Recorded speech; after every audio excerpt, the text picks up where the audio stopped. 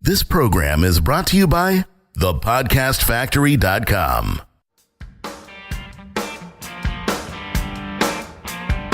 Hi, my name is Igor Kafetz, and this is The List Building Lifestyle, the only podcast which delivers cutting-edge conversion strategies from the online trenches straight to your earbuds.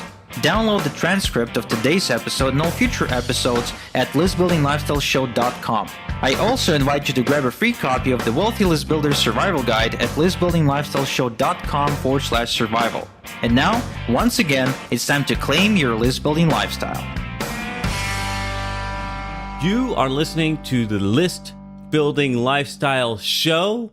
Here is the daddy of list building, Mr. Igor Kafetz. I think we should go back to the czar of list building, if you don't mind. I think it's going to stick for sure.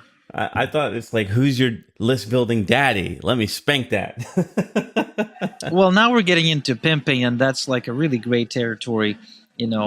I think we should stay away from that.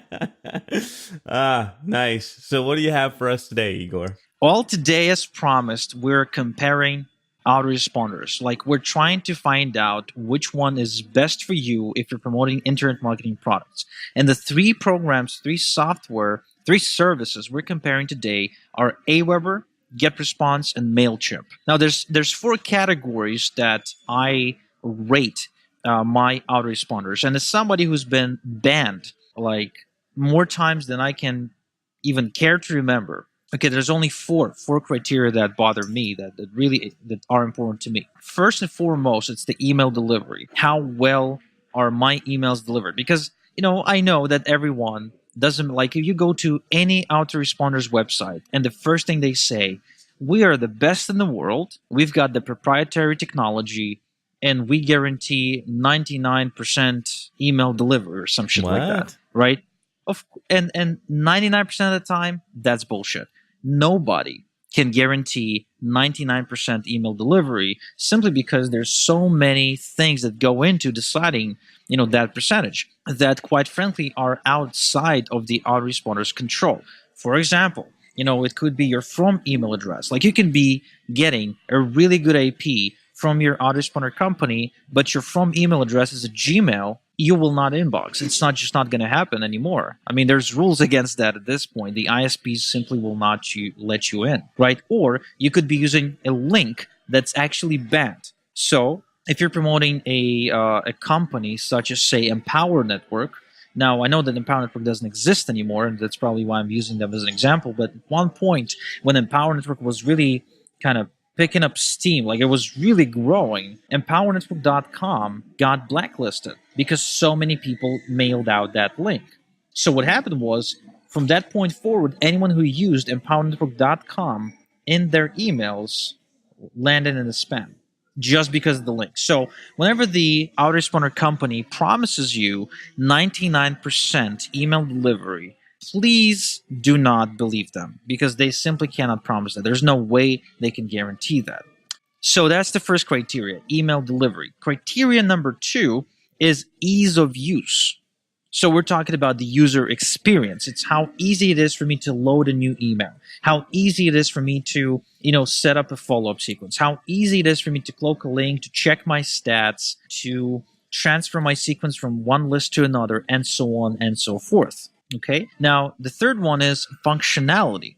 In other words, what kind of options do I get with it? Is it just about setting up my follow-up sequence and that's it?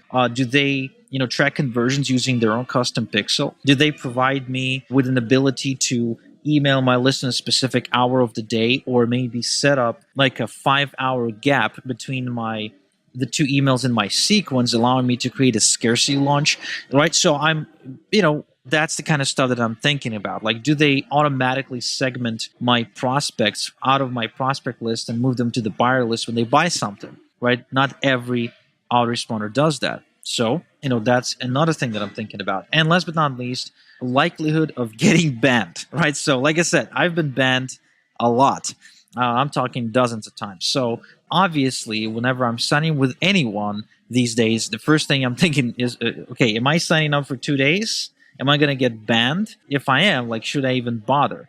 And we're going to talk about that in a few. So the ranking system I'm using for this one is a 10-point scale. For email delivery, ease of use, and functionality, I'm going to rate from 0 to 10, with 10 being the best. Nice. And for likelihood of getting banned, I'm going to rank from 0 to 10, with 10 being the least likely to ban me, right? So a 10 basically means I can send out porn and gambling, and I will never get banned. List building daddy. Yeah, that's the list building lifestyle. That's right. So I have this table in front of me. So when it comes to email delivery, which is to say, when it comes to being certain that your emails will be inboxing, shall you choose to obey all the rules of inboxing, right? So not using a Gmail as your from name, not using a bad domain for your cloaking, and not mentioning a bunch of different spam words in your email swipe, and so on and so forth. Okay, if everything else is equal and just the email software is different, like, how likely are you to inbox? So my results, and by the way, it's really important to say that these are real-time, real-world results. This is not speculation or theory. I have an Aweber account. Okay, I have a GetResponse account. I have a Mailchimp account, and I've been using them for a long time. So this is real-world data, and it's only related to the internet marketing space. So this is weight loss, not relevant. This is dating, not relevant. If you're in the real estate market, or if you're selling podcasting services, not relevant to you. So in terms of email delivery, Aweber gets a 7, which means basically it's okay. It's decent. It's something I can build a business with. GetResponse gets a 5. And the reason it gets a 5, I really wanted to give it a 2, but the reason it gets a 5 is because sometimes I meet a person who gets really good delivery with GetResponse, but most of the time it's crap. And I'm thinking that it's because somehow this one person ends up on a good IP address in spite of GetResponse doing everything possible to make sure that internet marketing lists don't end up on those good IPs. So GetResponse gets a 5. Mailchimp gets a 9. Wow. So it's actually, Mailchimp in my book gets a 9 out of 10 because it does deliver well, not just on Gmail, it actually delivers well on Yahoo as well, which is really hard to do because Yahoo and AOL are the same thing now. And, since that happened, since the merger happened, Yahoo has been, it's just been really difficult to inbox. They often put you in like a lock. They may temporarily block your email and you have to stop mailing Yahoo addresses for 2 days. Like, they can do all kinds of crazy stuff. So it's really difficult to inbox with them. And Mailchimp is actually achieving that, doing a great job. So I applaud Mailchimp for that. Now, the ease of use, user experience, right? So imagine, the least skilled person that is easily confused by any technology. If we were to give them an account in each one of these services, like, how likely were they to actually load an email and set up their follow-up sequence? So Aweber gets a 10. Okay, Aweber is by far the easiest one to use. It's the most intuitive. It doesn't lag. It doesn't get stuck. It doesn't reset. That's the one thing I always hated about Imnica Mail when I used them, is it would always reset itself midway through me loading an email. No. Like, sometimes I would be writing the email and it would just, something would happen and it wouldn't save it. Like, it's just ridiculous. Aweber, they have an autosave feature, so it almost never happens. Like, at the very least, you're salvaging 80% of your work, even if your power goes out or you lose your internet connection. It's really good. The user experience in Aweber is incredibly simple, incredibly intuitive. Like, the moment you sign up, you know exactly what you need to do to load up your stuff. GetResponse, on the other hand, gets a 5.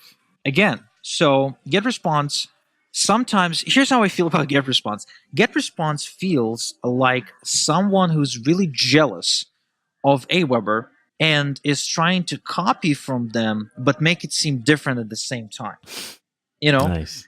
So they come up with all kinds of weird names for their autoresponder sequences and for their broadcast sequences. They set up automation rules, backwards. Like, instead of saying send out an email on day 3, the condition may seem like, I'm exaggerating, of course, but the condition may seem like, send out if day number is larger than 2 and under 4. You know what I mean? Like all kinds of, it's like the difference between a really good coding and really bad coding. No kidding. So lots of unnecessary bullshit around the essentials, which I really hate in GetResponse. Okay, so I really do hate that, and they seem heavier and leggier than Aweber. Like it's just awkward. I don't like them. Can you tell I don't like them? I hope you can, because this is an unbiased review. There is no bias whatsoever here. Yeah. So now Mailchimp, the user experience in Mailchimp, for me, I rated it a 6, and I do it because for the most part they're okay, but there's like dozens of super annoying things that force you to do a lot of repetitive nonsense. And just so you understand what I mean, it took me 60 minutes to load up my very first automated email follow-up email for my buyer sequence on Mailchimp. One email? One email. No. The first email took me 60 minutes.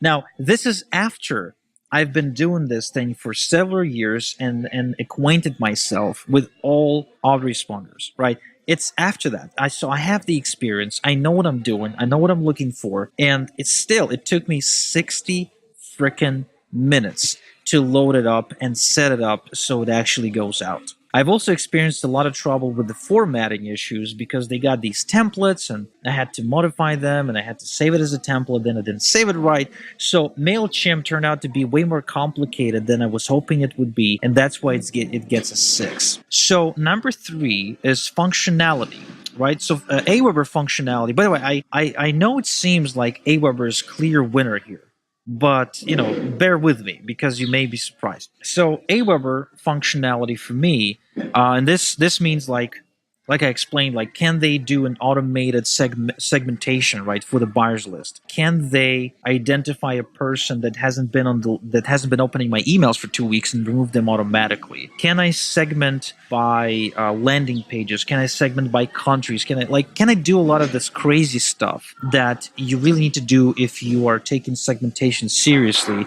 and of course automation as well, not just segmentation, but really automating a lot of the repetitive stuff.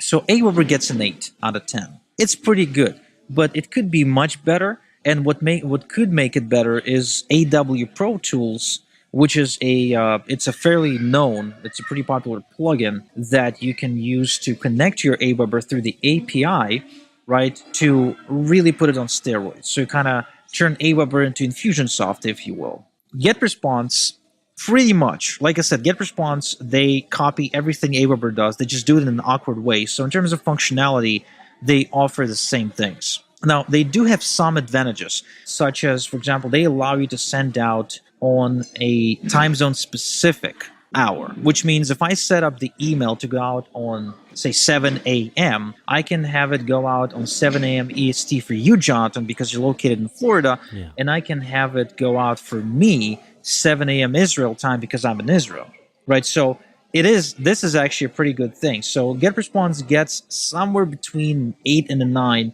I'm still leaning towards an 8.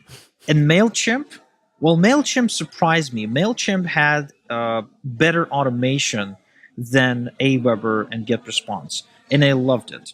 I honestly loved it. It was difficult, but I honestly loved it, and I'm giving Mailchimp a 9. Like, I didn't feel a need to create any additional plugins, to really get the full benefit from using Mailchimp. They really done a great job at functionality. Also, by the way, Mailchimp stood out for me in another fashion. They stood out in the way they educate their customers. Like, their database was so much better. Like, their tutorials were so much better than what Aweber had to offer, than what GetResponse had to offer. Aweber, GetResponse, they sort of have these articles that feel like they were written for SEO. You know what I mean? Like, It's like 500-word articles with some general tips. Now, Mailchimp felt like they were really trying to explain to the customer what the hell is going on. So the easiest way to see that is to compare their articles on spam complaints and what you can do to prevent spam complaints, right? The language they use, how specific they get, etc. So again, functionality, Mailchimp gets a definite 9, and they're the best ones that I've found. So the last but not least, of course, is the likelihood of getting banned, which, it is very important, like I said, because not every email autoresponder company appreciates what we do, right? They don't like people who promote make money online stuff. They don't like people who are, borderline biz op. And a lot of them, for some reason, I don't know why, but a lot of them don't like affiliate marketing. And this is true not just for autoresponder companies, but also for advertising networks. Like if you advertise your affiliate link on Bing, you get banned. If you advertise affiliate link on YouTube, like you do an actual paid ad, right, and they figure it out, they figure out it's an affiliate link, then they ban you. Believe it or not, they shut you down. So when it comes to getting banned, the likelihood of getting banned, and I remind you, the scale here is 0 to 10, with the 10 being least likely to ban you. So 10 being the absolute safe place where you can email out porn and gambling and child abuse, and you will never get banned. And drugs. Yeah, exactly. So Aweber gets a 5. GetResponse gets 6, which is, again, very similar to Aweber. Although GetResponse tends to, what they tend to do? They don't tend to ban you, but they do tend to put you on a bad IP, which is worse because they keep charging you money and you think that you're mailing, but the reality is your emails aren't getting delivered. Wow. So it's a sneaky move. But what did you expect? They're from Eastern Europe. This is I am from Eastern Europe, right? I'm Ukrainian, and this is within the culture to try and kind of find these loopholes. So, and Mailchimp, gets a 2. 2 meaning that almost anything gets banned. Yeah. So I actually got banned on Mailchimp when I was setting up my buyer follow-up sequence for Igor Solovet's customers, which is not affiliate marketing, and it is not BizOp either. It is not IM. It is a service. So technically, Jonathan, it's kind of like what you got, a service, right, where I serve clients who are looking for a service. And guess what? I got banned in 5 days. Wow. Nice work. Yeah, thank you. I'm really proud of my achievements.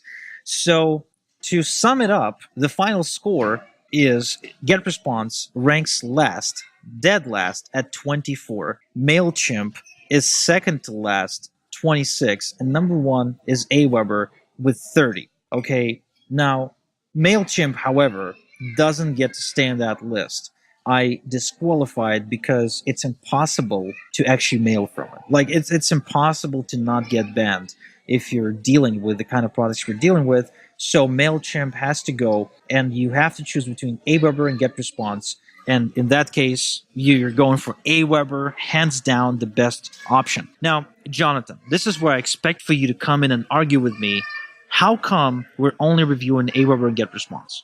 How come you're only reviewing this? This is probably the simple stuff that you can get started with, the lowest barrier to entry, I imagine. Well, thank you for the question. That's a really smart question. Thank you very much. The reason we're reviewing Aweber and GetResponse is because these are the two. A, yes, they're the lowest entry barrier. B, they're the cheapest. C, the other services always have some Achilles heel that I simply cannot get over.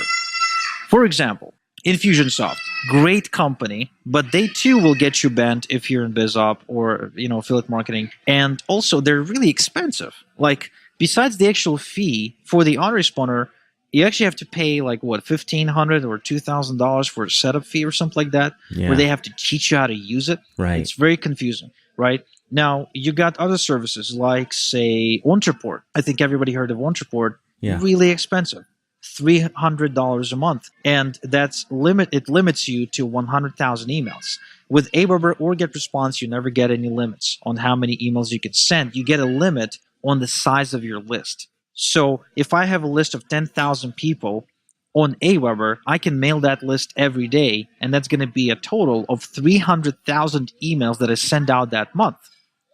On Ontraport, if I have a 10,000 people list, I can only mail that list 10 times during the course of a month because my limit is 100,000 emails. Crazy. Yeah, so So, and that's $300. But the reason it's so is because OnToport is more of a CRM than an autoresponder. So to explain the difference, a CRM is a customer management database where you sort of upload people manually and you manage their entire profile, including their phone number and address and a lot of different things. Because OnToport, I think, allows you to integrate with direct mail and a bunch of different things. Aweber or GetResponse has been just created for the email, right? Just to email the list. So that is why if you're a list builder and you're just getting into it and you're not looking to create any sophisticated marketing systems that involve 15 different types of media, then Aweber and GetResponse are the two options that you should be choosing from. Yeah, I want to second the Aweber thing because I've been using Aweber since '08, and I'm now getting away from it because my business is changing a little bit, but simplicity, pricing, and deliverability for me have always been good with Aweber. So Igor, what do you have coming up for us next time? Next time, we're talking about spam complaints. I was actually reviewing some of the most popular searches in Google about list building, and turns out that spam complaints is a huge concern for people. But with it, I couldn't find any decent advice. Okay, any real world advice from people who actually work on lowering spam complaints that made any sense.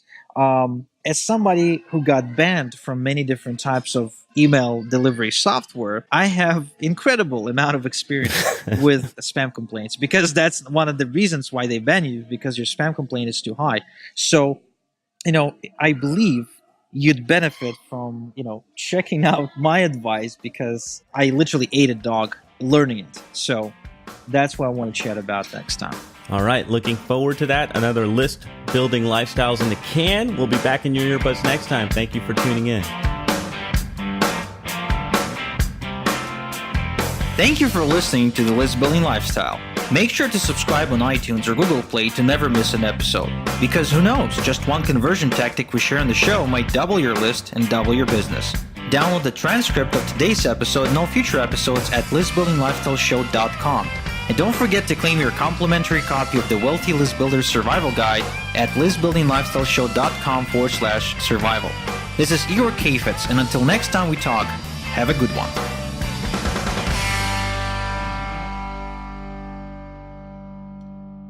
This is the podcastfactory.com.